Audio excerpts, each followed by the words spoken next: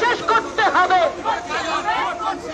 CBI কে রোববারের মধ্যে তদন্ত শেষ করতে হবে।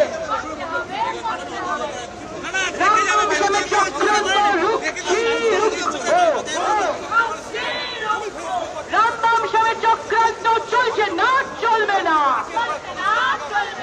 রামবাম সাহেবের চক্রান্ত চলছে না, চলবে না। আমরা দোষীর ফাঁসি চাই,